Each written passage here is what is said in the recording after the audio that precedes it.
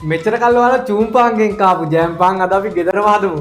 මෙතන ලා රස්නේ උණු වතුර තියෙනවා මිලිලිටර් 125ක්. අපි එක මේ වාදනයට දාගමු. සීනි මේස හැඳි 1යි, යීස්ට් ග්‍රෑම් 6යි. එහෙම නැත්නම් තේ හැඳි 1යි.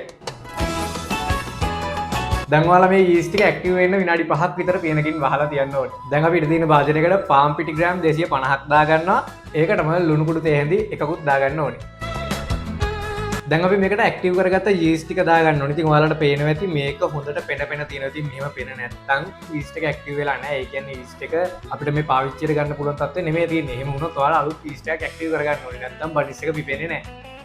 දැන් ඔයාලා මේක හොඳ සොෆ්ට් ඩෝ එකක් වෙනකන් අනා ගන්න ඕනේ. ඉතින් මේකේ තෙතමනේ මදි නම් ඔයාලට පුළුවන් තව ලාරස්නේ වතුර ටිකක් එකතු කරන්න. තෙතමනේ වැඩි නම් තව පාන් පිටි ටිකක් එකතු කරලා ගානට ඩෝ එක හදා ගන්නවා තියෙන්නේ. අපි අපේ ඩෝ එක මෙන්න මේ මට්ටමට අනා ගත්තට පස්සේ මේක වර්කින් টොප් එකට උඩට ගන්න ඕනේ. බටර් ග්‍රෑම් 25ක් තියෙනවා මෙතන. දැන් ඔයාලා මේක විනාඩි 10ක් විතර හොඳට නීට් කරගන්න ඕනේ. දැන් ඔයාලා මේ හදාගත්ත ඩෝ එක මේ වගේ භාජනයකට තියලා මේක උඩින් කිචන් ටවල් එකකින් හරි ප්ලාස්ටික් රැපින් එකකින් හරි වහ ගන්න ඕනේ. දැන් ඔයාලා මේ ඩෝ එක ඩබල් සයිස් එකක් අපි පෙන්න දෙන්න ඕනේ. ඉතින් සාමාන්‍යයෙන් පැයකමාරක් විතර යනවා. අපිට පේනවනේ අපි මේ ඩෝ එක හොඳට වෙපිලා තියෙන්නේ. දැන් අපි මේකට මේ විදිහට අපි ප්‍රෙස් එකක් දීලා ඇතුලේ තියෙන වාතය ඉවත් කරගන්න ඕනේ. දැන් ඔයාලා මේ ඩෝ එකකින් සමාන කොටස් වලට කපා ගන්න ඕනේ. ඉතින් ඔයාලට බනිස් හදා ගන්න අවශ්‍ය ප්‍රමාණයට කපා ගන්න. මම සාමාන්‍යයෙන් ඉතින් මේක 6කට 8කට වගේ කපා ගන්නවා. මම ඉතින් කෑලි 6කට තමයි කපා ගත්තේ. ඔයාලට කැමති ප්‍රමාණයකට හදා ගන්න පුළුවන් මේක. ඊට පස්සේ මේක මේ විදිහට බෝල කරගන්නවා. දැන් අපි මේ බනිස් එක මේ විදිහට තුනී කරගන්න ඕනේ.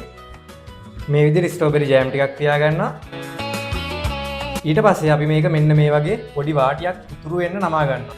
ඊට පස්සේ මේ වාටිය ඇතුළට නමලා මේක සීල් කරගන්නවා.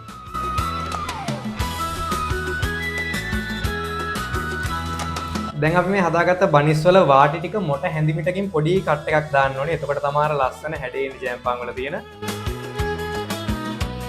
දැන් අපි මේක කිචන් ටවල් එකකින් වහලා විනාඩි 20ක් විතර ඩබල් සයිස් එකට පිවෙන්න දෙමු. මේ වෙද්දි oven එකත් මම සෙල්සියස් අංශක 180ට විනාඩි 10ක් ප්‍රීහීට් වෙන්න දාලා තියෙන්නේ. ඉතින් දැන් විනාඩි 20ක් විතර ගියා.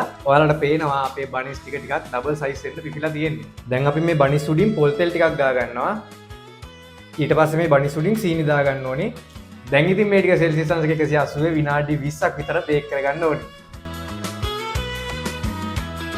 දැන් නම් අපේ බනිස් ටික ගානට බේක් වෙලා තියෙන්නේ. අපි දැන් මේ ටික විනාඩි 10ක් 15ක් විතර ආයෙත් මේ රෙද්දකින් වහලා තියන්න ඕනේ.